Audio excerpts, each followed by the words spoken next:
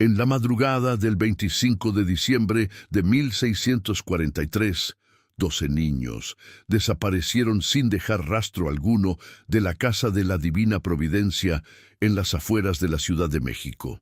Las únicas evidencias que quedaron fueron 12 pequeños zapatos de cuero, alineados perfectamente frente al altar, y una mancha de sangre en el suelo que jamás pudo ser lavada, sin importar cuántas veces las monjas frotaran con sal y vinagre. Lo que las autoridades eclesiásticas nunca revelaron al pueblo fue que días antes de la desaparición, los niños habían comenzado a hablar en susurros sobre el hombre de las monedas de oro que visitaba el orfanato cada noche, prometiéndoles regalos especiales para la Navidad. Pero antes de adentrarnos en los detalles más perturbadores de esta historia, necesito pedirte algo importante. Si este tipo de misterios te fascina tanto como a mí, te invito a que te suscribas al canal y actives la campanita para no perderte ninguna historia como esta. Dale like a este video si ya sientes esos escalofríos corriendo por tu espalda. Y por favor, déjame saber en los comentarios de qué país y ciudad nos estás escuchando. Me encanta saber que tenemos seguidores valientes en todo el mundo hispano que se atreven a enfrentar estos misterios del pasado. Tu apoyo es lo que nos permite seguir investigando y contando estas historias que el tiempo quiso enterrar. Ahora sí, permíteme llevarte a esa fría Navidad de 1643, cuando la caridad se convirtió en la más siniestra de las pesadillas. El invierno de 1643 había sido particularmente cruel en la Nueva España. Las lluvias torrenciales del otoño habían arruinado las cosechas, y una extraña enfermedad que los médicos no sabían identificar había comenzado a cobrar vidas entre los más vulnerables. En las calles polvorientas de la Ciudad de México, los huérfanos vagaban como sombras, buscando restos de comida en los mercados y refugio en los portales de las iglesias. Fue en este contexto de desesperación que la Casa de la Divina Providencia se había convertido en un verdadero santuario. Ubicada en lo que entonces era la periferia de la ciudad, rodeada de campos de maíz y pequeños ranchos, la institución estaba dirigida por las Hermanas de la Caridad, una orden religiosa que había llegado de España apenas una década antes con la misión de cuidar a los niños abandonados. La construcción era modesta pero sólida. Muros de adobe gruesos que mantenían el frío fuera, un pequeño patio central donde los niños jugaban durante el día y una capilla diminuta donde cada mañana se celebraba la misa. Lo que más llamaba la atención del lugar era su campana de bronce, que según decían, había sido bendecida por el propio obispo de México. Su sonido claro y melancólico se escuchaba a kilómetros de distancia, marcando las horas de oración y llamando a los fieles de las rancherías cercanas. La superiora del orfanato era Sor Esperanza Montemayor, una mujer de 45 años que había dedicado su vida al cuidado de los desamparados. Quienes la conocían la describían como una persona de carácter férreo, pero corazón tierno, capaz de conseguir donaciones hasta de los comerciantes más tacaños de la ciudad. Su mano derecha era Sor Beatriz, apenas 10 años menor, quien se encargaba de la educación de los niños y tenía una voz tan dulce que sus canciones de cuna podían calmar hasta al más rebelde de los pequeños. Para diciembre de 1643, la Casa de la Divina Providencia albergaba a 18 niños, pero eran 12 los que habían llegado más recientemente, todos durante los meses de octubre y noviembre. Estos niños, con edades entre los 6 y los 12 años, habían sido encontrados en circunstancias particularmente trágicas. Algunos habían perdido a sus familias por la enfermedad misteriosa, otros habían sido abandonados por padres que ya no podían alimentarlos, y unos pocos habían llegado desde pueblos distantes trayendo consigo historias de sequías y hambrunas. Entre estos 12 niños había casos que partían el corazón. Pequeña Carmen, de apenas 6 años, quien había visto morir a sus padres y no había hablado una sola palabra desde su llegada. Los hermanos Rodrigo y Mateo, de 8 y 10 años, que se aferraban el uno al otro como si fuera lo único que les quedaba en el mundo. Y Manuel, el mayor del grupo con 12 años, que había asumido el papel de protector de los más pequeños y que tenía una mirada que parecía demasiado adulta para su edad. La vida en el orfanato seguía una rutina estricta pero amorosa. Los niños despertaban al amanecer con el sonido de la campana, asistían a la misa matutina, desayunaban una frugal pero nutritiva comida a base de atole y tortillas, y luego se dedicaban a sus lecciones. Los más pequeños aprendían las letras y los números, mientras que los mayores estudiaban latín básico y oficios como la carpintería y la costura. Por las tardes tenían tiempo para jugar en el patio, siempre bajo la supervisión de las hermanas, y las noches terminaban con oraciones y canciones antes de dormir. Pero la Navidad de 1643 se acercaba con una mezcla de expectativa y preocupación. Las donaciones habían escaseado debido a la crisis económica, y las hermanas se preguntaban cómo harían para conseguir, aunque fuera pequeños regalos para los niños. Era tradición en la casa de la Divina Providencia que cada niño recibiera al menos una pequeña muñeca de trapo, un juguete de madera tallada o un dulce especial en la mañana de Navidad, pero ese año la situación parecía imposible. Fue entonces cuando apareció él, el hombre que cambiaría para siempre el destino de esos 12 niños y que se convertiría en la pesadilla más siniestra que jamás había conocido la Nueva España. La primera vez que don Gaspar Mendoza y Villarreal puso pie en la casa de la Divina Providencia fue el 10 de diciembre de 1643, justo cuando el sol del atardecer teñía de naranja los muros de adobe del orfanato. Sor Esperanza recordaría después que el sonido de los cascos de su caballo en el patio había sido diferente a cualquier otro. Más pesado, más resonante, como si anunciara algo que no tenía vuelta atrás. El hombre que se presentó ante las hermanas era, en apariencia, la respuesta a sus oraciones. Alto, de complexión elegante, vestía un traje de terciopelo negro con bordados dorados que hablaban de una riqueza considerable.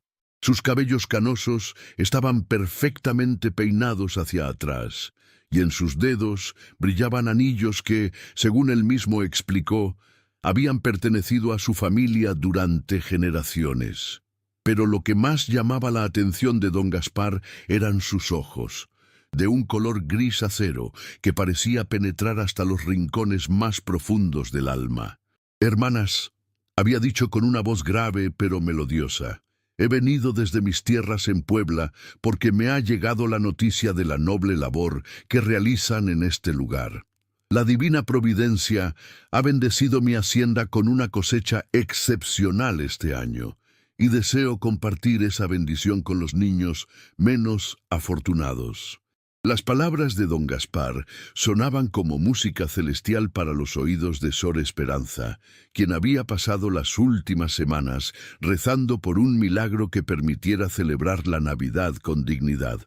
El hombre explicó que poseía una extensa hacienda dedicada al cultivo de caña de azúcar y que, además, tenía intereses comerciales en el puerto de Veracruz.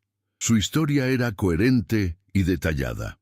Había perdido a su esposa y a sus hijos en una epidemia años atrás, y desde entonces había dedicado parte de su fortuna a obras de caridad, especialmente enfocadas en ayudar a los niños huérfanos. «No busco reconocimiento ni gloria terrenal», continuó don Gaspar, «solo deseo honrar la memoria de mis pequeños ángeles, haciendo felices a otros niños que, como ellos, necesitan amor y protección. He traído conmigo algunas provisiones para empezar, pero mi intención es asegurarme de que estos niños tengan la Navidad más memorable de sus vidas». Y efectivamente, Los regalos que don Gaspar descargó de sus carretas esa tarde eran extraordinarios. Costales llenos de harina de trigo, azúcar morena, especias que normalmente solo se veían en las mesas de los más ricos, telas finas para confeccionar ropa nueva y juguetes de madera tallada con una maestría que claramente había costado una fortuna. Los niños, que habían observado la llegada del benefactor desde las ventanas del orfanato, no podían contener su emoción. Pero fue lo que sucedió después lo que comenzó a despertar las primeras dudas en la mente de Sor Beatriz. Mientras Sor Esperanza mostraba a don Gaspar las instalaciones del orfanato, la hermana menor notó que el hombre se detenía más tiempo del necesario observando a los 12 niños recién llegados. Su mirada se posaba en cada uno de ellos con una intensidad que no parecía completamente natural, como si los estuviera evaluando o midiendo de alguna manera. «Estos pequeños han sufrido tanto», había comentado don Gaspar, señalando específicamente a Carmen, Rodrigo, Mateo y Manuel.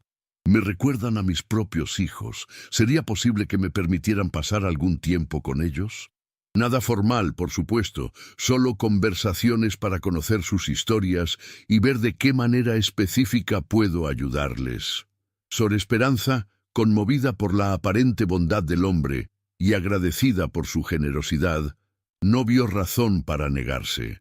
Después de todo, don Gaspar había demostrado ser un hombre de fe, había donado una cantidad considerable de dinero para las reparaciones del techo de la capilla y había prometido regresar con más regalos para la celebración navideña. Durante los siguientes días, don Gaspar estableció una rutina que pronto se volvería familiar en el orfanato. Llegaba cada tarde, justo antes de la hora de la cena, y pasaba aproximadamente una hora conversando con los niños en el patio. Les contaba historias de sus viajes, les hablaba sobre la importancia de la obediencia y la gratitud, y ocasionalmente les regalaba pequeños dulces o monedas de cobre que hacían brillar los ojos de los pequeños. Pero Sor Beatriz comenzó a notar detalles que la inquietaban. Primero, fue la manera en que don Gaspar siempre dirigía la conversación hacia temas específicos. Preguntaba sobre las familias de los niños, sobre si tenían parientes que pudieran buscarlos, sobre qué tanto recordaban de sus vidas anteriores. Segundo, notó que el hombre tenía un interés particular en los niños que no tenían vínculos familiares conocidos, aquellos que habían llegado completamente solos al mundo.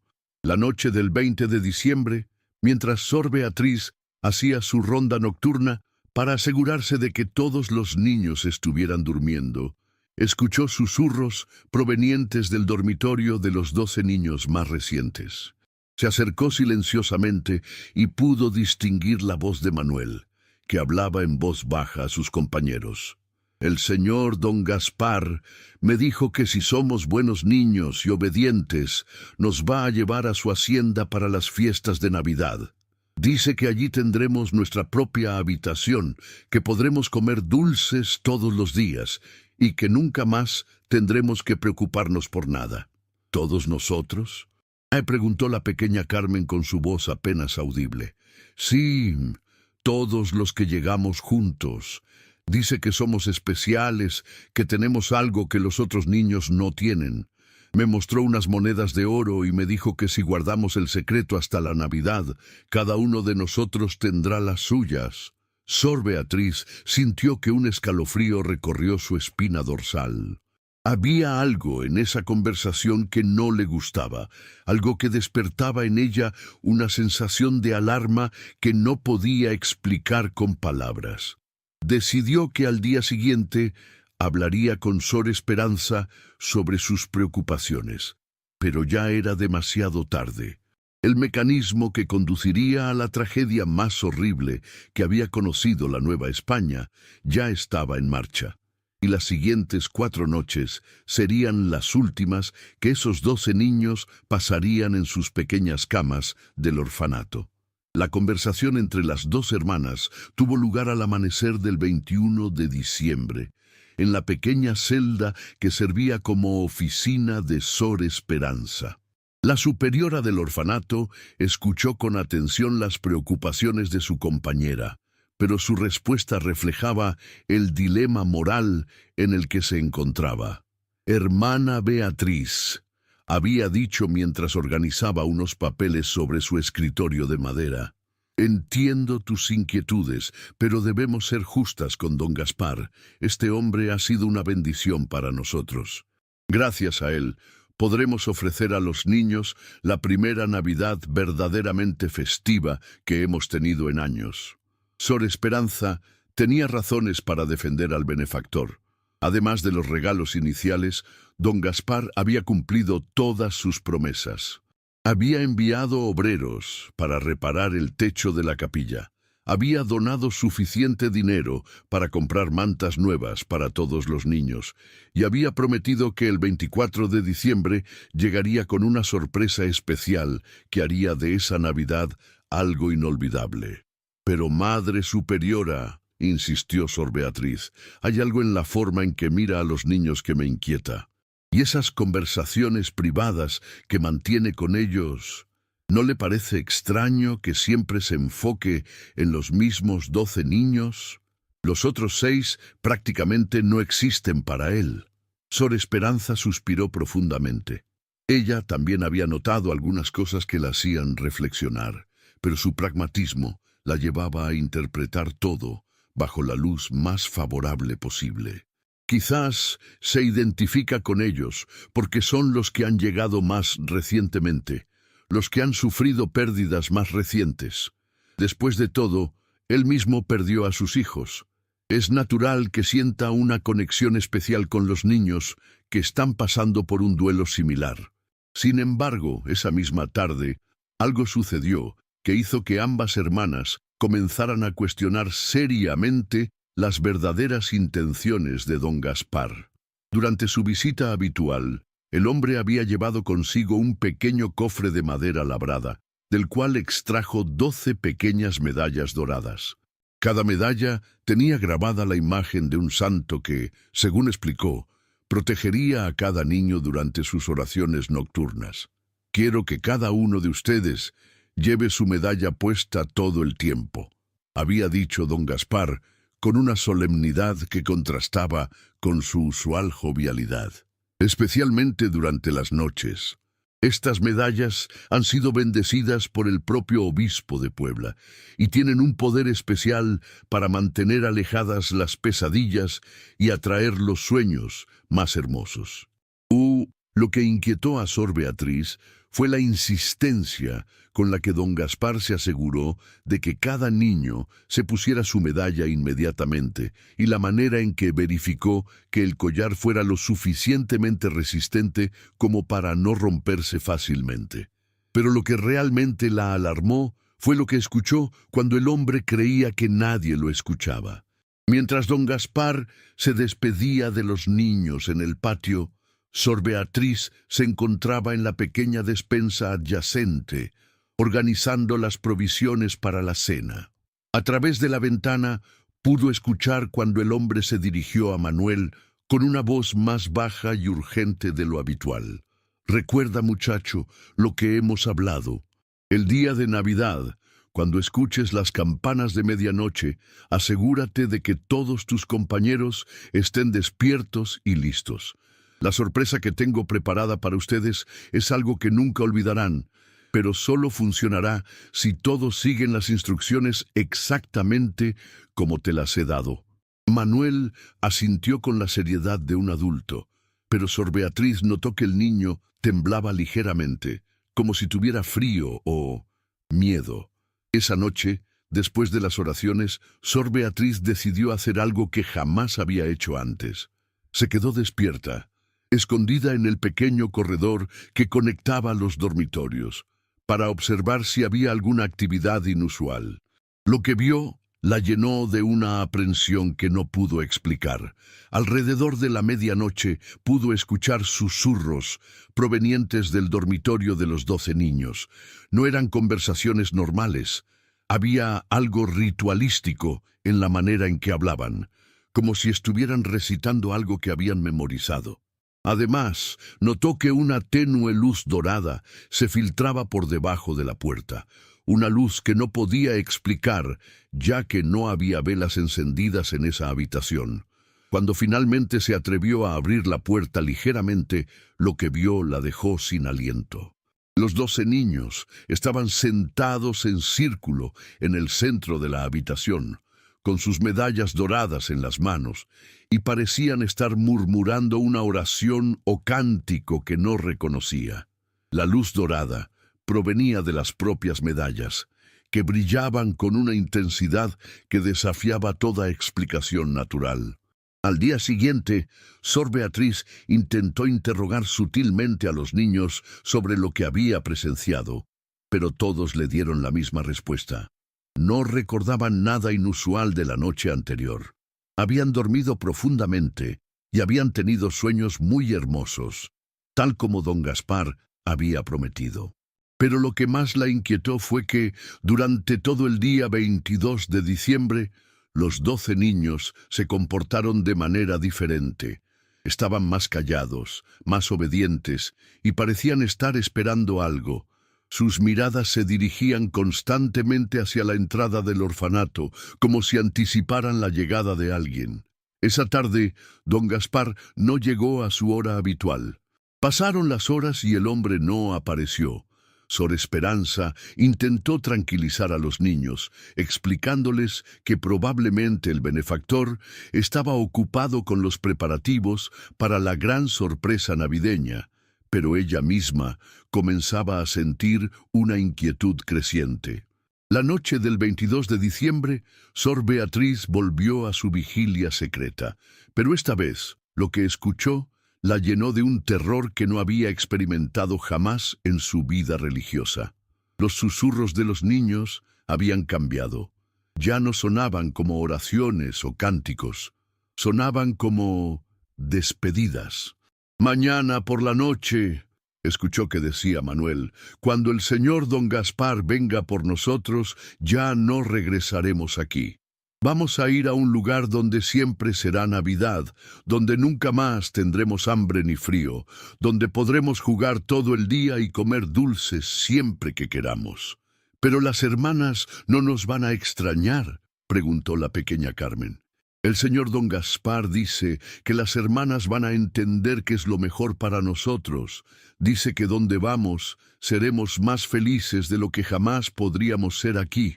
Sor Beatriz salió de su escondite con el corazón latiendo tan fuerte que temía que los niños pudieran escucharlo. Tenía que hacer algo, tenía que advertir a Sor Esperanza, tenía que encontrar una manera de proteger a esos niños. Pero mientras caminaba por el corredor hacia la celda de la superiora, una pregunta la perseguía. ¿Qué tipo de lugar era aquel donde don Gaspar planeaba llevar a los niños?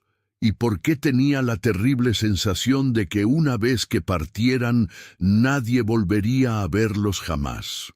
La respuesta a esas preguntas se revelaría en menos de 24 horas, pero cuando llegara ya sería demasiado tarde para salvar a los 12 pequeños que habían puesto su confianza en el hombre de las monedas de oro. El 23 de diciembre amaneció con un cielo gris plomizo que parecía presagiar algo siniestro. Sor Beatriz no había podido dormir en toda la noche, y su primera acción fue dirigirse inmediatamente a la celda de Sor Esperanza para compartir sus descubrimientos. Lo que encontró allí la dejó aún más inquieta. La superiora del orfanato estaba sentada frente a su pequeño escritorio, con varios documentos esparcidos ante ella y una expresión de profunda preocupación en el rostro. Al ver entrar a Sor Beatriz, levantó la mirada con ojos que reflejaban una mezcla de confusión y alarma. «Hermana Beatriz», dijo con voz temblorosa, «necesito que vea esto. Ayer por la tarde, después de que don Gaspar no apareciera, decidí revisar los documentos que nos había proporcionado cuando se presentó por primera vez. Quería enviar una carta a Puebla para agradecerle su generosidad, pero cuando intenté verificar la dirección de su hacienda, Sor Esperanza Le mostró a su compañera una carta que había enviado el día anterior a través de un mensajero. La respuesta, que había llegado durante la madrugada, era perturbadora. El comerciante de Puebla que servía como contacto había respondido con una nota breve, pero contundente. No existe ninguna hacienda de caña de azúcar bajo el nombre de Gaspar Mendoza y Villareal en toda la región de Puebla. Además, no hay registro de ningún hombre con ese nombre entre los terratenientes conocidos. Pero eso no es todo, continuó Sor Esperanza mostrando otro documento. Envié también una consulta al puerto de Veracruz, preguntando sobre sus supuestos intereses comerciales. La respuesta fue similar. No hay registro de ningún comerciante con ese nombre en los archivos del puerto. Sor Beatriz sintió que un escalofrío recorrió su cuerpo.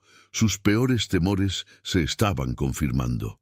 Madre Superiora, hay algo más que debo contarle. Anoche volví a escuchar a los niños y están planeando irse con don Gaspar esta noche. Hablan como si fuera definitivo, como si ya no fueran a regresar jamás. Las dos hermanas se miraron en silencio, comprendiendo finalmente la magnitud de la situación. Habían sido engañadas por un hombre que había creado una identidad completamente falsa, y ahora 12 niños inocentes estaban en peligro inminente. Debemos actuar inmediatamente, decidió Sor Esperanza. Enviaré un mensaje al alguacil mayor de la ciudad, explicando la situación. Mientras tanto, no podemos permitir que los niños se queden solos, especialmente esta noche. Pero mientras las hermanas desarrollaban su plan de acción, en el patio del orfanato estaba sucediendo algo que no habían anticipado. Los 12 niños, como si hubieran percibido que algo había cambiado, se habían reunido en un rincón apartado y hablaban en susurros más urgentes que nunca. ¿Están seguras las hermanas de que don Gaspar va a venir esta noche? Le preguntó Rodrigo, el hermano mayor de los gemelos. Él prometió que vendría, respondió Manuel con una certeza que parecía más propia de un adulto que de un niño de 12 años. Pero creo que las hermanas están empezando a sospechar algo. Las he visto hablar en voz baja, y Sor Beatriz me ha estado observando de manera extraña. La pequeña Carmen, que había permanecido en silencio durante la mayor parte de la conversación, finalmente habló con su voz tímida. ¿Y si las hermanas tienen razón? ¿Y si don Gaspar no es tan bueno como dice ser? La respuesta de Manuel fue inmediata y sorprendente. Carmen, don Gaspar nos ha explicado que los adultos no siempre entienden lo que es mejor para nosotros. Dice que las hermanas nos quieren mantener aquí porque piensan que es lo más seguro, pero que en realidad nos están impidiendo ser verdaderamente felices. Era evidente que don Gaspar había preparado cuidadosamente a los niños para cualquier intento de interferencia por parte de las hermanas. Había sembrado en sus mentes jóvenes la idea de que los adultos que trataban de protegerlos eran, en realidad, obstáculos para su felicidad. Mientras tanto, Sor Esperanza había logrado contactar con el alguacil mayor, don Fernando Cortés de Monroy, quien prometió enviar a algunos de sus hombres para investigar la situación. Sin embargo, el mensaje que recibió en respuesta no fue el que esperaba. Las autoridades civiles no pueden intervenir en los asuntos internos de las instituciones religiosas sin una orden específica del obispo, le informó el mensajero. El alguacil mayor sugiere que contacten directamente con las autoridades eclesiásticas de la ciudad. Sor Esperanza se sintió atrapada en una red de burocracia que podría costar la vida de los niños. El proceso para obtener una orden episcopal podría tomar días, y para entonces sería demasiado tarde. Decidió que tendría que tomar medidas más drásticas. Hermana Beatriz, dijo con una determinación que nunca antes había mostrado, esta noche no dormiremos. Nos turnaremos para vigilar a los niños. Si don Gaspar aparece, lo enfrentaremos directamente. No permitiremos que se lleve a esos pequeños, sin importar cuáles sean sus intenciones. Pero incluso mientras tomaba esta decisión, Sor Esperanza no podía sacudirse la sensación de que había algo más siniestro en toda esta situación de lo que podía imaginar. Los regalos extraordinarios, la identidad falsa, el interés específico en los niños más vulnerables, todo apuntaba a un plan que había sido cuidadosamente elaborado durante meses, quizás incluso años. Esa tarde, mientras las hermanas se preparaban para la vigilia nocturna, sucedió algo que las llenó de una aprensión aún mayor. Fray Sebastián, el anciano sacerdote que ocasionalmente visitaba el orfanato para ofrecer confesiones, llegó con una expresión de profunda preocupación en su rostro arrugado.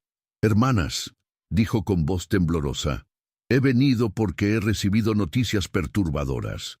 Un comerciante que venía de Toluca me ha contado que en los últimos meses han desaparecido varios niños huérfanos de instituciones similares en diferentes partes de la Nueva España, siempre bajo circunstancias similares.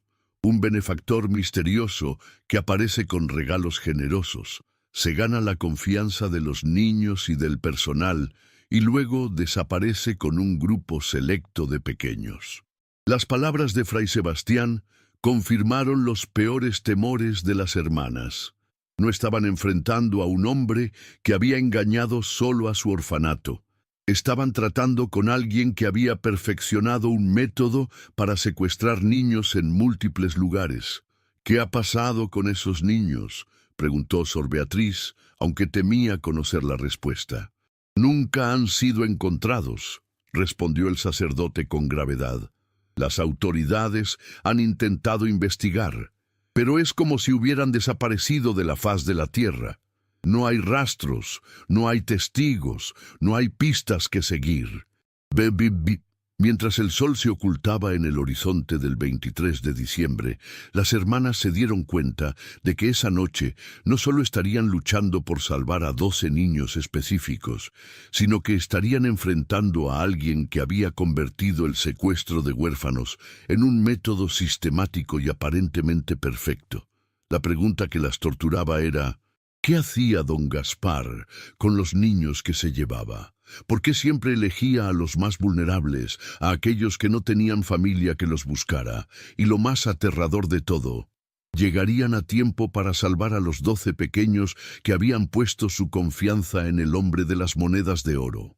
La respuesta llegaría con las campanas de medianoche del 24 de diciembre, pero cuando lo hiciera sería demasiado tarde para cambiar el destino que aguardaba a los niños más inocentes de la casa de la Divina Providencia. Aumento de la tensión. La noche del 23 de diciembre se extendió como una eternidad para las 2 hermanas que montaban guardia en el orfanato. Sor Esperanza había tomado posición en el pequeño balcón que daba al patio principal, desde donde podía observar cualquier movimiento cerca de la entrada, mientras que Sor Beatriz vigilaba el corredor de los dormitorios, especialmente el cuarto donde dormían los 12 niños. Alrededor de las 10 de la noche, Sor Beatriz notó algo que la alarmó profundamente.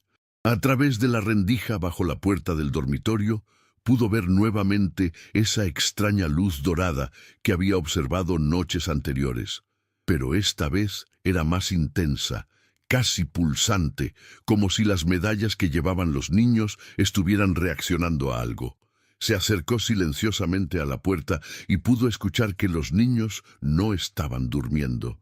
Sus voces, aunque susurrantes, tenían una urgencia que no había percibido antes.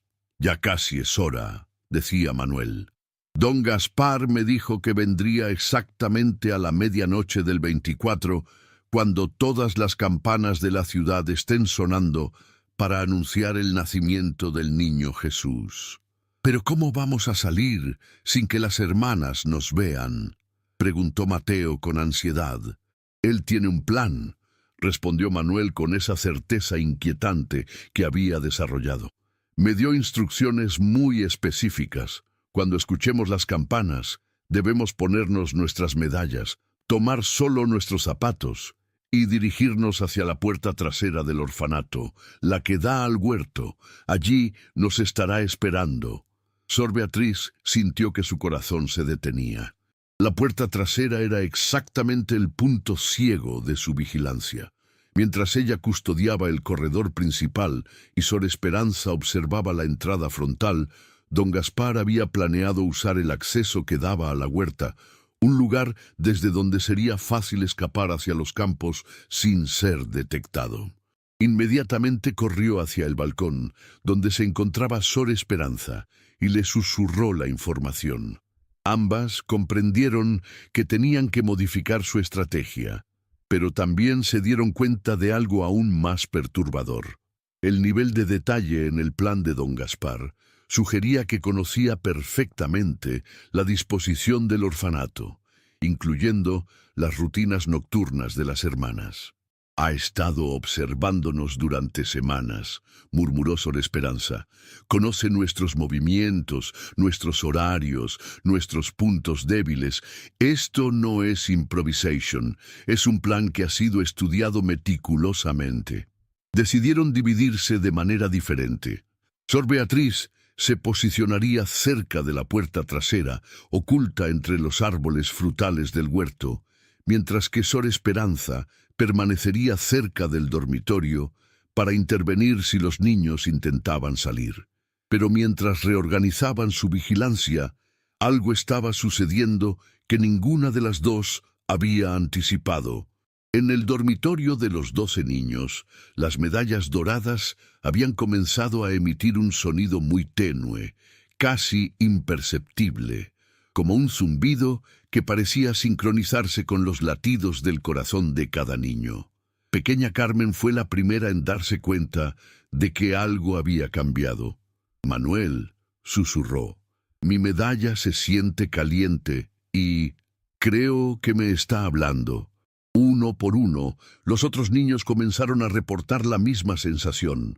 Las medallas no solo se habían calentado, sino que parecían estar transmitiendo algo directamente a sus mentes, imágenes de un lugar hermoso, lleno de jardines eternos donde siempre era primavera, donde había dulces que crecían en los árboles y donde nunca más tendrían que preocuparse por nada.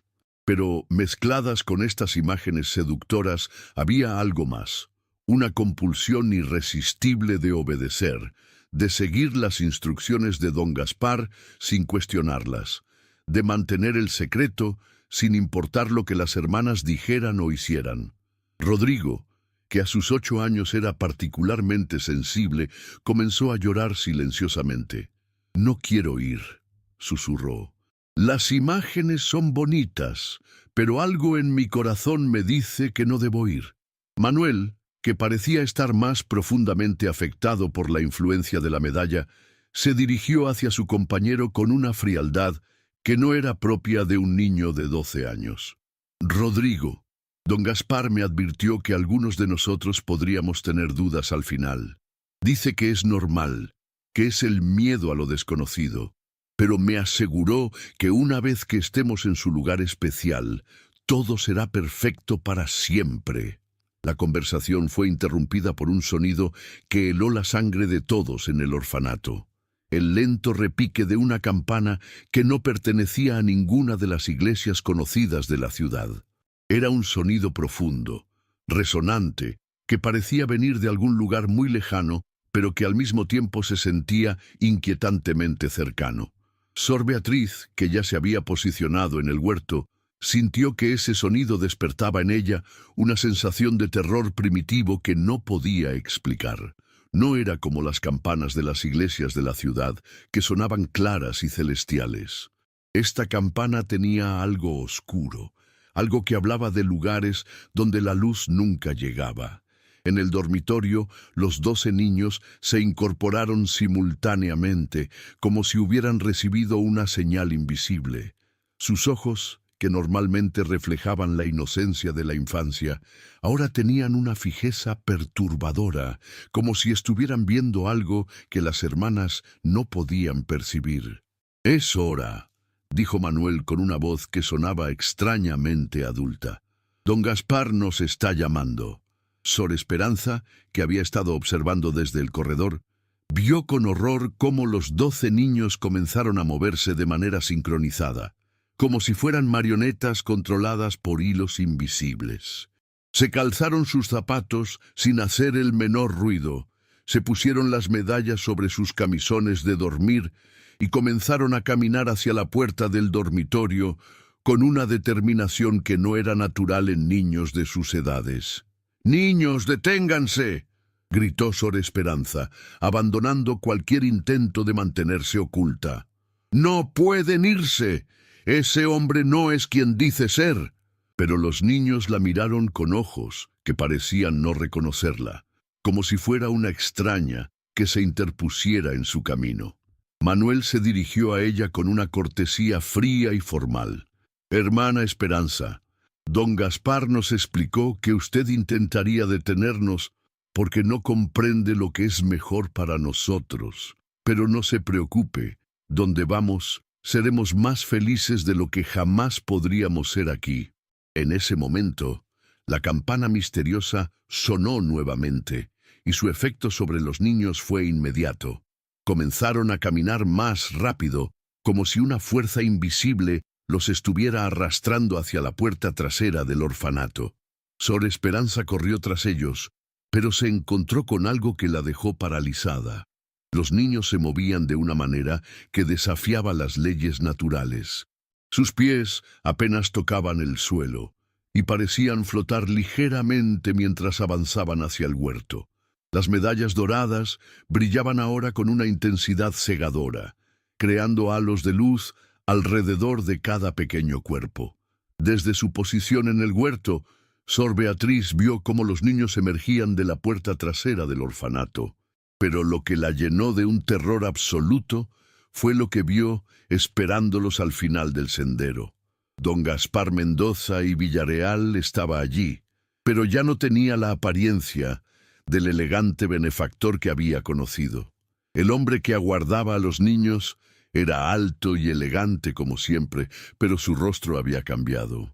Sus ojos grises ahora brillaban con una luz que no era de este mundo, y su sonrisa revelaba dientes que parecían demasiado afilados, demasiado blancos, demasiado perfectos. Vestía la misma ropa elegante, pero ahora podía ver que sus bordados dorados no eran simples decoraciones. Formaban símbolos que no reconocía, patrones que dolían a la vista cuando intentaba enfocarlos directamente. Pero lo que más la aterrorizó fue lo que acompañaba a don Gaspar: 12 carretas pequeñas, cada una tirada por caballos de un color negro tan profundo que parecían absorber la luz de la luna. Las carretas estaban cubiertas con lonas oscuras, y de ellas emanaba un frío que no tenía nada que ver con el clima de diciembre. «Mis queridos niños», dijo don Gaspar con esa voz melodiosa que ahora sonaba con ecos que parecían venir de algún lugar muy profundo, «han sido muy obedientes. Ahora es tiempo de que vengan conmigo al lugar donde nunca más conocerán el sufrimiento, donde siempre será Navidad, donde podrán jugar por toda la eternidad». Los 12 niños se acercaron a él como hipnotizados, y uno por uno don Gaspar los ayudó a subir a las carretas. Cada vez que tocaba a un niño, Sor Beatriz pudo escuchar un pequeño suspiro, como si algo esencial estuviera siendo extraído de los pequeños cuerpos. En ese momento crítico, tanto Sor Esperanza como Sor Beatriz corrieron hacia las carretas, gritando y suplicando a don Gaspar que se detuviera. Pero el hombre las miró con una sonrisa que helaba la sangre y dijo algo que ninguna de las dos olvidaría jamás. «Hermanas, ustedes han cuidado muy bien de estos pequeños corderos, pero ahora es tiempo de que vengan conmigo a casa. No se preocupen. Donde van, sus almas encontrarán una paz eterna. Y ustedes tendrán el honor de ser las únicas testigos de esta gloriosa transición». En ese momento, las campanas de medianoche de todas las iglesias de la Ciudad de México comenzaron a sonar simultáneamente anunciando el nacimiento del niño Jesús. Pero mezclado con ese sonido celestial, la campana misteriosa seguía resonando, creando una disonancia que parecía desgarrar el propio tejido de la realidad. Don Gaspar subió a la primera carreta, donde ya estaban Manuel y la pequeña Carmen, y con un movimiento de su mano, los 12 carruajes comenzaron a moverse. Pero no se movían sobre la tierra, se elevaron lentamente en el aire, flotando sobre los campos como si fueran llevados por vientos que solo ellos podían sentir. Las hermanas corrieron tras las carretas flotantes tanto como pudieron, pero fue inútil. En cuestión de minutos, las 12 carretas se habían desvanecido en la oscuridad de la noche navideña, llevándose consigo a los niños más inocentes que jamás hubieran conocido. Lo único que quedó como evidencia de lo que había sucedido fueron 12 pequeños zapatos de cuero, perfectamente alineados frente al altar de la pequeña capilla del orfanato, y una mancha de sangre en el suelo que, sin importar cuántas veces intentaran lavarla, jamás desaparecería completamente.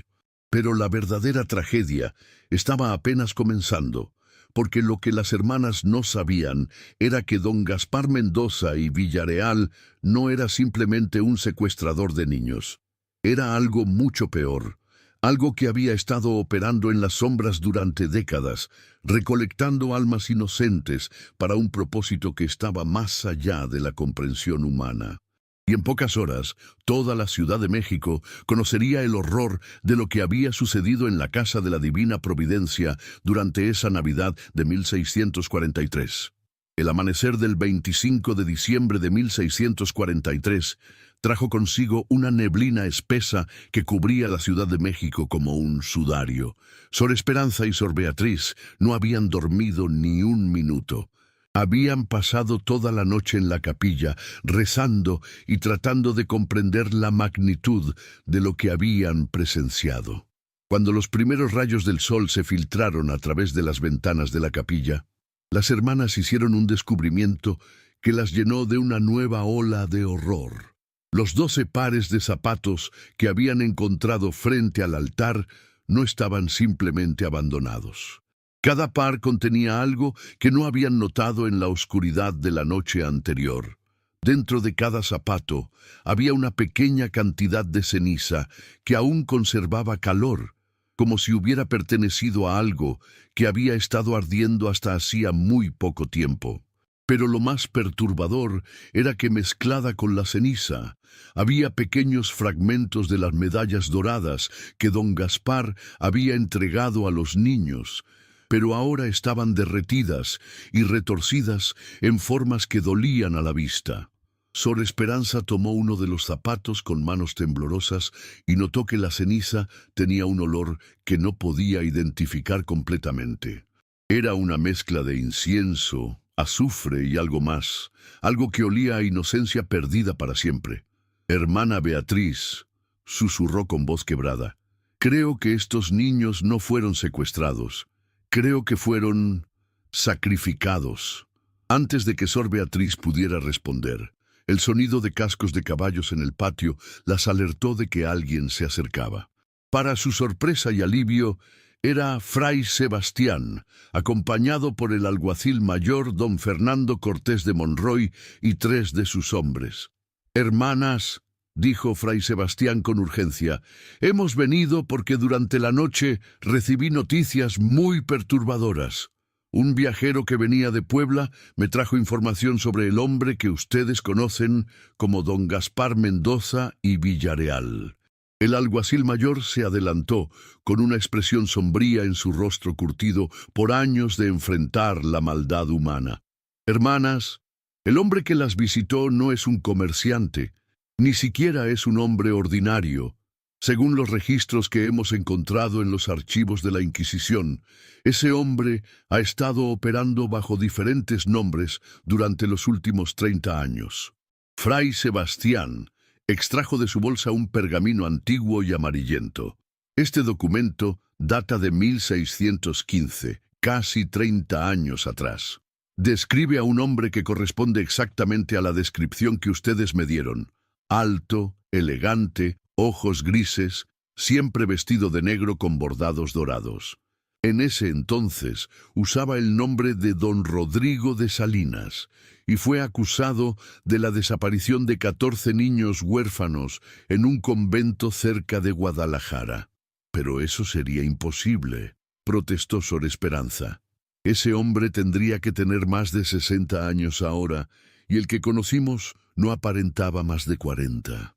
El alguacil mayor intercambió una mirada significativa con Fray Sebastián antes de continuar. Hermana, hay más. Hemos encontrado registros similares que se remontan hasta 1590. Siempre el mismo patrón.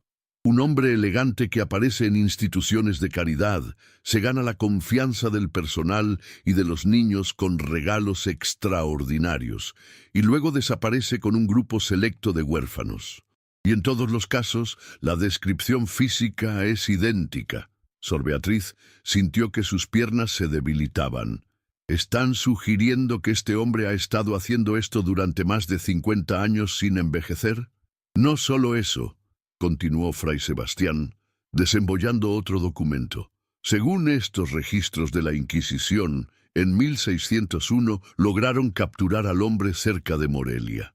Durante su interrogatorio, confesó algo que los inquisidores inicialmente consideraron producto de la locura o la herejía. El anciano sacerdote leyó directamente del documento con voz temblorosa. El acusado declaró que había hecho un pacto con fuerzas que no pertenecen a este mundo, comprometiéndose a entregar almas inocentes a cambio de juventud eterna y riquezas ilimitadas. Afirmó que cada niño que entregaba le otorgaba una década más de vida y que había estado cumpliendo este pacto durante 100 años. El silencio que siguió a esta revelación fue interrumpido por uno de los hombres del alguacil mayor, que había estado examinando la capilla. «Señor», gritó desde el altar, «necesita ver esto inmediatamente». Todos se dirigieron hacia donde señalaba el hombre. En el lugar exacto donde habían encontrado los zapatos, había aparecido algo que no estaba allí cuando las hermanas habían recogido los calzados. Una marca quemada en el suelo de piedra, tan profunda que parecía haber sido grabada con fuego infernal. La marca formaba un símbolo complejo que ninguno de ellos reconocía completamente, pero que inspiraba una sensación instintiva de terror y repulsión. Tenía la forma de un círculo dividido en 12 secciones, cada una conteniendo símbolos más pequeños que parecían moverse y cambiar cuando intentaban enfocarlos directamente. «Este símbolo», murmuró Fray Sebastián con horror creciente, «lo he visto antes en textos prohibidos que se guardan en los archivos secretos del Vaticano. Es una marca de invocación utilizada en rituales que transforman almas humanas en energía espiritual para alimentar entidades que no pertenecen a la creación de Dios». El alguacil mayor, que había enfrentado criminales de todo tipo durante su carrera, admitió que nunca había visto nada que lo perturbara tanto. «¿Están diciéndome que esos 12 niños fueron utilizados en algún tipo de ritual diabólico?» «No solo diabólico», respondió Fray Sebastián. «Según estos textos, cuando 12 almas completamente inocentes son ofrecidas voluntariamente en la fecha más sagrada del calendario cristiano, se crea un portal entre nuestro mundo y otros lugares. Lugares donde las reglas de la realidad son diferentes, donde el tiempo no fluye como aquí, donde la muerte y la vida son conceptos que no tienen el mismo significado». Sor Esperanza se derrumbó sobre uno de los bancos de la capilla. «Voluntariamente», repitió, «los niños fueron voluntariamente, no los secuestró por la fuerza, los convenció de que era lo mejor para ellos. Las medallas, las visiones, las promesas, todo fue para asegurarse de que ellos eligieran ir con él». «Exactamente», confirmó Fray Sebastián. «Un alma que es tomada por la fuerza tiene menos valor para estos rituales que una que se entrega voluntariamente. Por eso don Gaspar o como sea que realmente se llame, invirtió tanto tiempo en ganar la confianza de los niños, en hacerles creer que estaban eligiendo un destino mejor. En ese momento, uno de los hombres del alguacil que había estado examinando el huerto regresó corriendo con una expresión de pánico absoluto. «Señores», jadeó, «tienen que venir a ver esto. En el lugar donde las hermanas dicen que vieron las carretas, hay algo que no van a creer». Todos se dirigieron rápidamente al huerto, y lo que encontraron allí confirmó sus peores temores. En el lugar exacto donde don Gaspar había esperado a los niños, el suelo estaba completamente carbonizado en un patrón circular perfecto. Pero dentro del círculo quemado habían crecido durante la noche 12 árboles pequeños que no pertenecían a ninguna especie conocida en la Nueva España. Los árboles tenían troncos blancos como huesos y hojas de un color dorado que brillaba con luz propia, incluso bajo el sol del amanecer. Y de cada árbol colgaba una sola fruta que tenía la forma exacta de un corazón humano, pero que latía con un ritmo lento y hipnótico. «Los niños», susurró Sor Beatriz, con una comprensión que la llenó de horror absoluto. «Estos árboles son los niños. Sus almas fueron transformadas en esto». Fray Sebastián se acercó a uno de los árboles y notó que en la base del tronco había algo grabado en la corteza blanca. Era un nombre: Manuel. Revisó los otros árboles y encontró lo mismo. Cada uno tenía grabado el nombre de uno de los 12 niños desaparecidos. Esto explica por qué nunca se encontraron los cuerpos de los niños que desaparecieron en otros lugares, murmuró el alguacil mayor. No había cuerpos que encontrar, fueron convertidos en otra cosa. Pero la revelación más perturbadora estaba aún por venir. Mientras examinaban los árboles extraños, Sor Esperanza notó que las frutas en forma de corazón no solo latían, también emitían un sonido muy tenue, casi imperceptible. Se acercó a la fruta del árbol de Manuel y pudo escuchar lo que la llenó de una pena infinita. Era la voz del niño, diminuta y distante, cantando una canción de cuna que Sor Beatriz solía cantarles por las noches. «Todavía están conscientes», murmuró con lágrimas corriendo por sus mejillas. «Sus almas están atrapadas en esos árboles, conscientes pero transformadas en algo que no es humano». Fray Sebastián se persignó múltiples veces antes de hablar. «Según los textos que he estudiado, estas transformaciones no son permanentes, pero revertirlas requeriría un ritual de purificación que solo puede ser realizado por alguien con un conocimiento muy específico de estas artes oscuras. Y el proceso debe completarse antes de que pase un año y un día desde la transformación inicial». El alguacil mayor tomó la decisión que todos temían escuchar. «Esto está más allá de mi jurisdicción y de mis capacidades. Debe ser reportado inmediatamente al Santo Oficio de la Inquisición. Solo ellos tienen la autoridad y el conocimiento para manejar una situación de esta naturaleza». Pero mientras los adultos discutían los próximos pasos, algo estaba sucediendo en los árboles que ninguno de ellos había notado. Las frutas en forma de corazón habían comenzado a latir más rápidamente, y las voces diminutas de los niños se estaban volviendo más audibles. No estaban cantando canciones de cuna, estaban tratando de comunicar algo urgente. Sor Beatriz, que tenía el oído más sensible, se acercó al árbol de Carmen y pudo distinguir lo que la pequeña voz trataba de decir.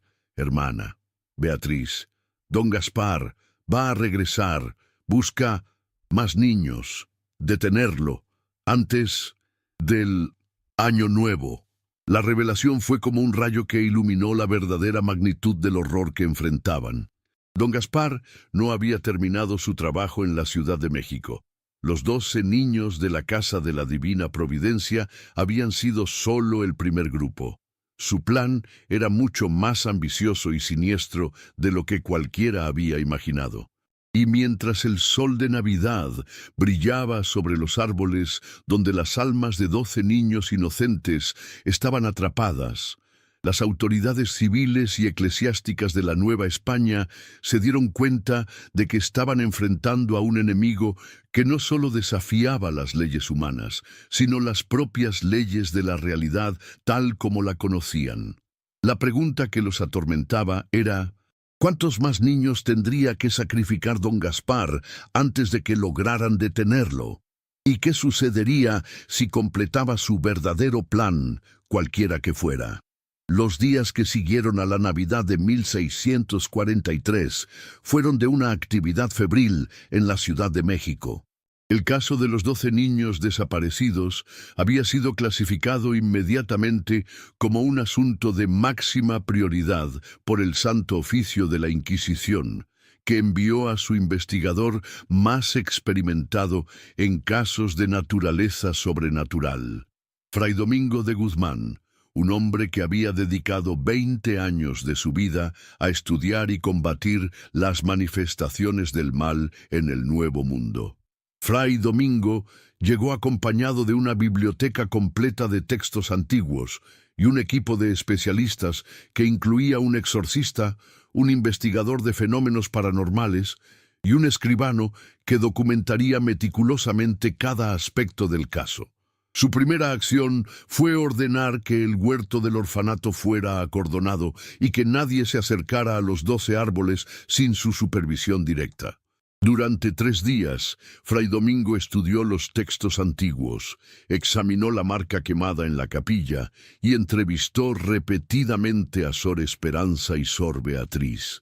Su conclusión fue tan perturbadora como definitiva.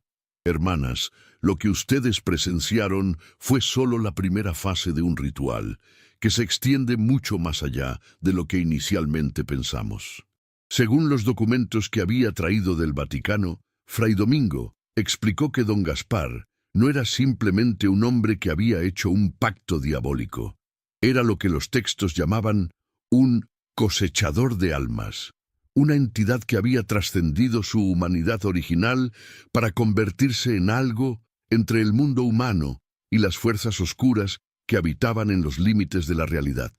Estos seres, explicó mientras mostraba ilustraciones de manuscritos medievales, requieren almas inocentes para mantener su existencia extendida, pero también las usan para abrir portales entre dimensiones. El ritual que presenció en Navidad no fue solo para transformar a los niños, fue para crear una puerta permanente que le permitirá traer más de su especie a nuestro mundo. La verdadera magnitud del plan de don Gaspar se reveló cuando llegaron noticias de otros orfanatos en diferentes partes de la Nueva España. Durante la semana siguiente a la Navidad, se reportaron desapariciones similares en Puebla, Guadalajara y Morelia. En cada caso las circunstancias eran idénticas. Un benefactor misterioso, regalos extraordinarios y la desaparición de exactamente 12 niños huérfanos en la noche del 24 al 25 de diciembre. No fueron eventos aislados, murmuró Fray Domingo mientras estudiaba los reportes. Fueron simultáneos. Don Gaspar, o la entidad que lo controla, organizó múltiples rituales en la misma noche sagrada, multiplicando exponencialmente el poder de la invocación. Pero había una noticia aún más alarmante. Los investigadores de la Inquisición habían descubierto que en cada uno de los lugares donde habían desaparecido niños, habían aparecido los mismos árboles extraños, y que estos árboles estaban comenzando a conectarse de manera sobrenatural.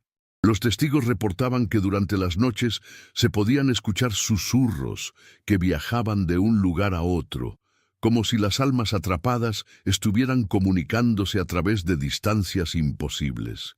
Es una red, comprendió Fray Domingo con horror creciente. Está creando una red de almas conectadas que le permitirá controlar grandes extensiones de territorio desde donde sea que realmente habite ahora. La investigación sobre la verdadera identidad de don Gaspar reveló detalles que desafiaban toda comprensión humana. Los registros más antiguos que pudieron encontrar databan de 1487, más de 150 años atrás. y describían a un hombre idéntico operando en España durante los primeros años de la Inquisición. Pero lo más perturbador era que los documentos sugerían que incluso entonces ya había estado activo durante décadas. «Si estos registros son precisos», murmuró Fray Domingo, «esta entidad ha estado cosechando almas inocentes durante al menos 200 años, perfeccionando sus métodos y expandiendo su influencia a través del mundo conocido. Mientras tanto, en el orfanato, las hermanas habían notado cambios inquietantes en los 6 niños que habían permanecido. Aunque estaban físicamente presentes, parecían estar en un estado de letargo constante, como si parte de su esencia vital hubiera sido drenada. Más perturbador aún, ocasionalmente hablaban sobre sueños en los que veían a sus compañeros desaparecidos, pero en esos sueños, los 12 niños ya no eran completamente humanos. «Los veo en jardines que nunca terminan», describió uno de los niños supervivientes. «Están felices, pero sus ojos ya no son como antes. Brillan como estrellas, y cuando me hablan, sus voces suenan como el viento entre las hojas». Fray Domingo tomó esta información muy en serio. «La transformación no fue instantánea», explicó. «Las almas de esos niños están siendo gradualmente convertidas en algo diferente.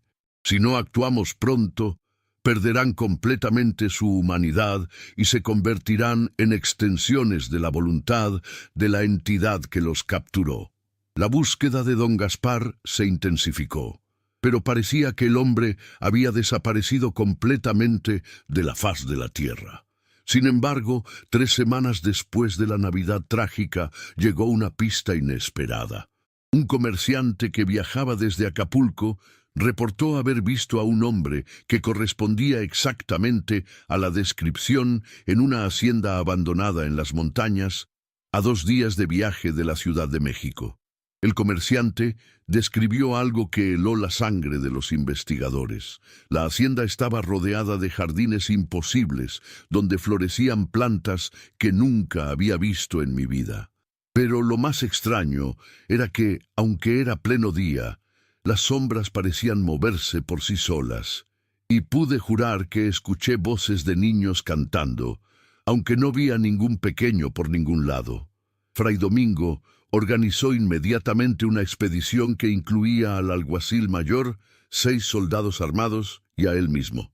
Partieron al amanecer del 18 de enero de 1644. Llevando consigo reliquias sagradas, agua bendita y los textos más poderosos para realizar exorcismos que poseía la Inquisición. El viaje a las montañas fue más perturbador de lo que cualquiera había anticipado. A medida que se acercaban a la ubicación descrita por el comerciante, el ambiente mismo parecía cambiar. Los pájaros dejaron de cantar. Los caballos se volvieron nerviosos y reticentes a avanzar, y una neblina densa y fría descendió sobre el grupo, a pesar de que el día había comenzado claro y soleado. Cuando finalmente llegaron a la hacienda, lo que encontraron desafió toda explicación racional. La estructura principal era una construcción española clásica, pero que parecía haber sido modificada con elementos arquitectónicos que no pertenecían a ningún estilo conocido. Torres retorcidas se alzaban hacia el cielo en ángulos imposibles, y las ventanas estaban dispuestas en patrones que dolían a la vista cuando intentaban enfocarlas directamente. Pero lo que más los perturbó fueron los jardines que rodeaban la hacienda. Tal como había descrito el comerciante, estaban llenos de plantas que no deberían poder existir. Árboles con hojas de colores metálicos que sonaban como campanas cuando el viento las movía. Flores que parecían estar hechas de cristal líquido y que brillaban con luz propia. Y senderos pavimentados con piedras que cambiaban de color según quien caminara sobre ellas. Y entre estos jardines imposibles crecían más de los árboles blancos que habían visto en el orfanato. Pero aquí no eran 12. Fray Domingo contó al menos 40, cada uno con su fruta en forma de corazón latiendo lentamente, cada uno con un nombre grabado en su corteza. «Dios santo», murmuró el alguacil mayor. «¿Cuántos niños ha capturado esta criatura a lo largo de los años?» La respuesta llegó desde la entrada principal de la hacienda, donde una figura familiar apareció con la misma elegancia y compostura que había mostrado en el orfanato. Don Gaspar Mendoza y Villareal los esperaba, pero ahora ya no se molestaba en mantener completamente su fachada humana. Su piel tenía un tinte grisáceo que se volvía más pronunciado bajo la luz del día. Sus ojos brillaban con una luz que no era de este mundo, y cuando sonrió, reveló dientes que eran demasiado afilados y numerosos para una boca humana. Pero lo más perturbador era que parecía estar rodeado de una multitud invisible. Las sombras que se movían a su alrededor tenían formas vagamente humanas, pero distorsionadas de maneras que sugerían que habían sido humanas una vez. Pero ya no. «Fray Domingo», dijo don Gaspar con una voz que ahora tenía múltiples tonos superpuestos, como si varias personas hablaran al mismo tiempo. «He estado esperando su visita. Sus predecesores en el Santo Oficio han intentado detenerme durante siglos, pero nunca han comprendido la verdadera naturaleza de lo que hago». Fray Domingo se adelantó, sosteniendo un crucifijo y comenzando a recitar oraciones en latín. Pero don Gaspar simplemente rió, un sonido que hizo que las hojas metálicas de los árboles tintinearan como una sinfonía discordante. «Padre, sus oraciones son poderosas contra los demonios comunes, pero yo no soy un demonio. Soy algo mucho más antiguo, algo que existía antes de que su Cristo naciera, algo que ha aprendido a trabajar dentro de las reglas de la creación divina para conseguir sus propósitos». «¿Qué eres entonces?», demandó Fray Domingo, continuando sus oraciones, pero notando con alarma que parecían tener poco efecto sobre la criatura. «Soy un jardinero», respondió don Gaspar con una sonrisa que revelaba hileras de dientes como navajas. «Cultivo jardines especiales, donde las almas más puras pueden crecer y florecer de maneras que nunca podrían en sus formas mortales. Cada niño que traigo aquí no muere, trasciende. Se convierte en algo más hermoso, más perfecto, más eterno de lo que jamás podría ser como un simple humano». Mientras hablaba, las frutas en forma de corazón de todos los árboles comenzaron a latir al unísono, y las voces diminutas de los niños atrapados se volvieron audibles. Pero ya no sonaban aterrorizadas o suplicantes, sonaban contentas. Cantaban en armonía una melodía que era hermosa y terrible al mismo tiempo. Una canción que hablaba de jardines eternos, donde nunca había dolor, donde siempre era primavera, donde el tiempo no tenía significado. «¿Escuchan eso?», continuó don Gaspar. «Esos son sus queridos niños. Ya no sufren, ya no tienen hambre, ya no conocen el miedo o la soledad.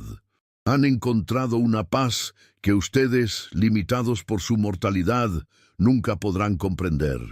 Uno de los soldados, un hombre veterano que había luchado en múltiples campañas, no pudo soportar más la situación. Desenvainó su espada y se lanzó hacia don Gaspar, gritando un grito de guerra. Pero antes de que pudiera alcanzar a la criatura, simplemente se desvaneció en el aire como si nunca hubiera existido. «La violencia no tiene lugar en mis jardines», dijo don Gaspar con desaprobación.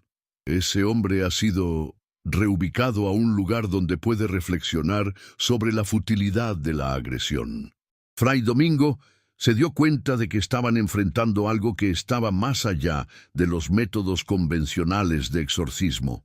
Esta entidad no había poseído un cuerpo humano, había transformado uno, o quizás había asumido una forma que podía mantener indefinidamente. Sus poderes no derivaban de pactos diabólicos tradicionales, sino de algo mucho más fundamental y aterrador. «¿Qué quieres?», preguntó finalmente, sabiendo que la confrontación directa era inútil. «Quiero completar mi trabajo», respondió don Gaspar. Durante siglos he estado reuniendo las almas más puras, cultivándolas en mis jardines especiales. Pero ahora estoy cerca de tener suficientes para abrir una puerta permanente entre mi reino y el suyo. Una puerta que permitirá que más de mi especie venga aquí, para crear más jardines, para salvar a más niños del sufrimiento de la existencia mortal. La verdadera magnitud del plan se reveló gradualmente. Don Gaspar no era único. Era uno de muchos seres similares que existían en una dimensión paralela, donde el tiempo fluía de manera diferente y donde las almas humanas podían ser cultivadas como cosechas. Su objetivo no era simplemente secuestrar niños, era abrir portales que permitieran una invasión completa de entidades similares. Cada 12 almas que recolecto me acercan más a mi objetivo, explicó. Y ahora, con los rituales de Navidad completados en múltiples ubicaciones simultáneamente, tengo suficiente poder para comenzar la fase final. En ese momento, el aire alrededor de la hacienda comenzó a ondular como agua, y grietas de luz dorada comenzaron a aparecer en el cielo. A través de estas grietas, Fray Domingo pudo vislumbrar otras realidades. Jardines que se extendían hasta el infinito, llenos de árboles similares, pero en cantidades imposibles de contar, y figuras que podrían haber sido humanas una vez, pero que ahora se movían con una gracia sobrenatural entre las plantas imposibles. Ya es demasiado tarde para detenerme, continuó don Gaspar. El portal se abrirá completamente con la próxima luna nueva. Y entonces mis hermanos podrán venir aquí para comenzar su propio trabajo. Imaginen, un mundo donde no hay niños que sufran, donde todas las almas jóvenes pueden encontrar la perfección eterna en nuestros jardines. Pero Fray Domingo había estado estudiando los textos antiguos durante toda su vida, y recordó una referencia oscura a entidades similares que había leído en manuscritos del siglo XII. Según esos textos, había una manera de cerrar los portales que estas criaturas abrían, pero requería un sacrificio que ningún hombre debería estar dispuesto a hacer. «Hay una manera de detener esto», murmuró, más para sí mismo que para los otros. Don Gaspar lo escuchó, y su sonrisa se desvaneció por primera vez.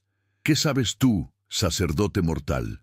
Sé que tu poder depende de la pureza de las almas que has capturado», respondió Fray Domingo con una determinación creciente.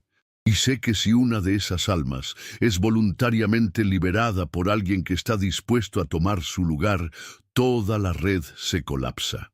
«Imposible», siseó don Gaspar, pero por primera vez desde que habían llegado, parecía genuinamente alarmado. «Ningún adulto puede ocupar el lugar de un niño inocente. La pureza no puede ser transferida». «No», admitió Fray Domingo, «pero la voluntad de sacrificio puede romper las cadenas que atan a las almas inocentes. Y si alguien está dispuesto a ofrecer su propia alma para liberar a los niños». Sin terminar la frase, Fray Domingo se dirigió hacia el árbol más cercano, el que tenía grabado el nombre Manuel.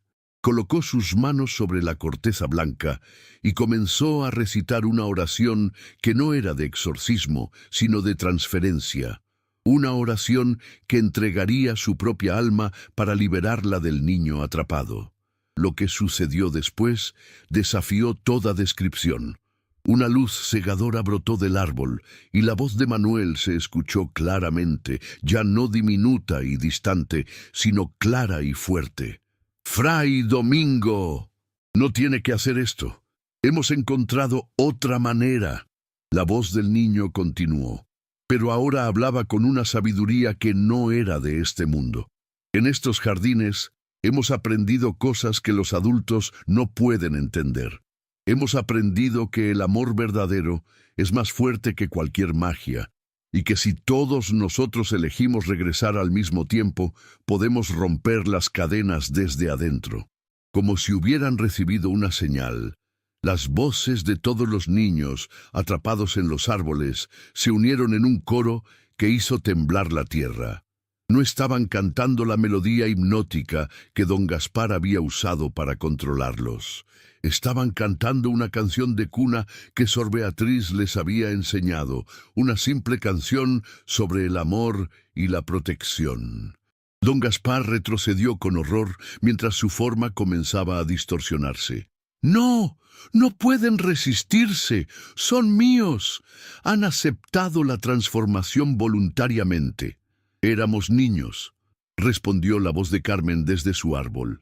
No entendíamos lo que significaba realmente, pero ahora que hemos crecido en sabiduría en este lugar, elegimos regresar a casa. Uno por uno, los árboles comenzaron a brillar con una luz dorada que no venía de don Gaspar, sino de las propias almas de los niños. Las frutas en forma de corazón se abrieron como flores, y de cada una emergió una forma translúcida que gradualmente se solidificó hasta convertirse en los niños que habían desaparecido. Pero no regresaron como habían partido. Sus experiencias en los jardines imposibles los habían cambiado de maneras fundamentales. Eran todavía niños, pero tenían en sus ojos una comprensión del universo que normalmente solo se adquiere después de décadas de vida. Habían visto realidades alternativas, habían comprendido la naturaleza del tiempo y del espacio, y habían aprendido que el amor y la voluntad humana eran fuerzas más poderosas que cualquier magia. Don Gaspar se desplomó cuando el último niño emergió de su árbol. Sin las almas que lo alimentaban, su forma comenzó a desintegrarse. «Esto no es posible», murmuró mientras su apariencia elegante se desvanecía, revelando algo que era al mismo tiempo menos y más que humano. «He perfeccionado este sistema durante siglos». «Tu error», dijo Manuel, quien ahora hablaba con la autoridad de alguien que había visto los secretos del universo, «fue creer que podrías mantener el control sobre almas que verdaderamente entendían lo que habían perdido. Cuando nos diste tiempo para crecer en conocimiento, nos diste también el poder para elegir nuestro propio destino». Con un último grito que hizo que la realidad misma pareciera rasgarse, don Gaspar se desvaneció completamente. La hacienda imposible comenzó a desmoronarse. Los jardines sobrenaturales se marchitaron en segundos, y las grietas en el cielo se cerraron con un sonido como truenos distantes. Cuando todo terminó, Fray Domingo y los supervivientes de su expedición se encontraron en lo que claramente eran las ruinas de una hacienda ordinaria que había estado abandonada durante décadas. No había rastro de los jardines imposibles, ni de los árboles sobrenaturales, ni de don Gaspar. Pero los 12 niños estaban allí, físicamente intactos, pero profundamente cambiados por su experiencia. Durante el viaje de regreso a la Ciudad de México, apenas hablaron, pero cuando lo hacían era con una calma y una sabiduría que perturbaba incluso a Fray Domingo.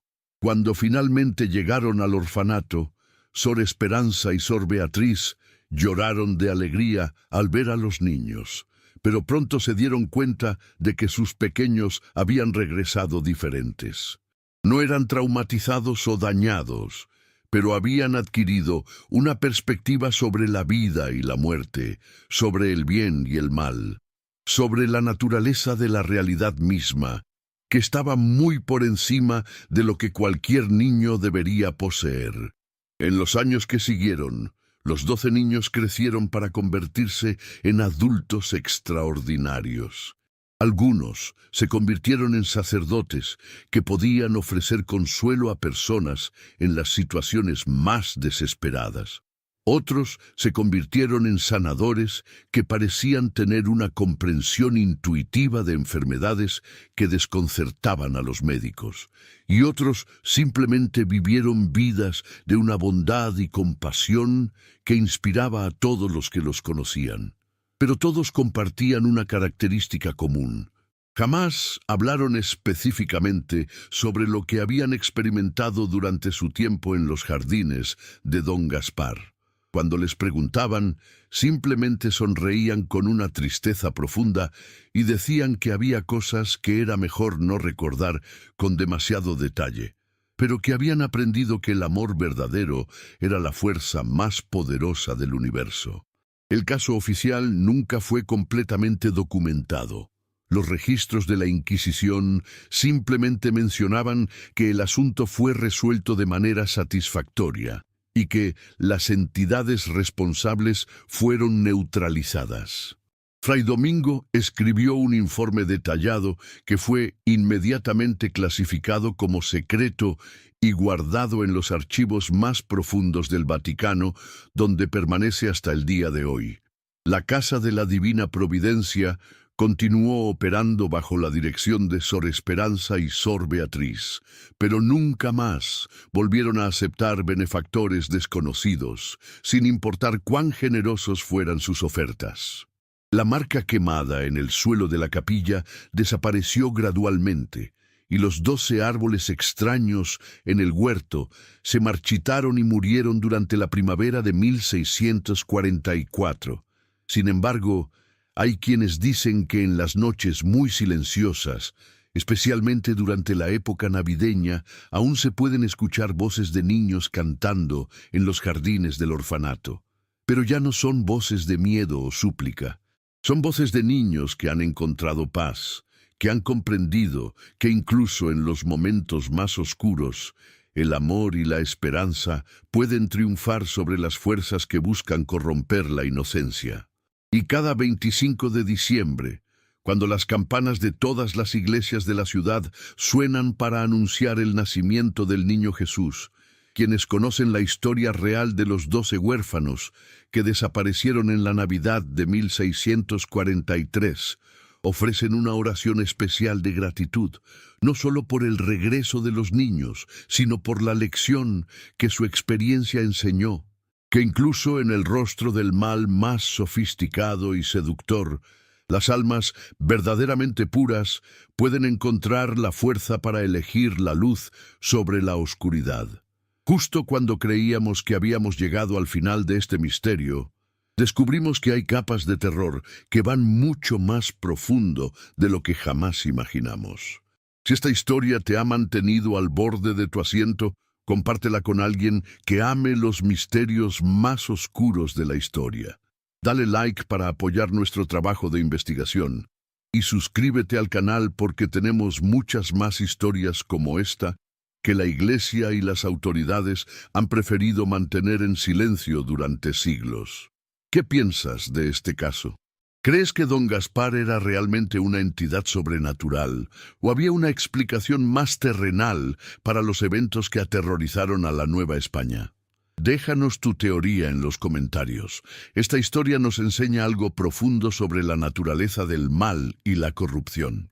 Que las fuerzas más peligrosas no son aquellas que atacan con violencia obvia, sino las que se presentan como benefactores, que seducen con promesas de una vida mejor, que explotan nuestra necesidad más básica de amor y seguridad.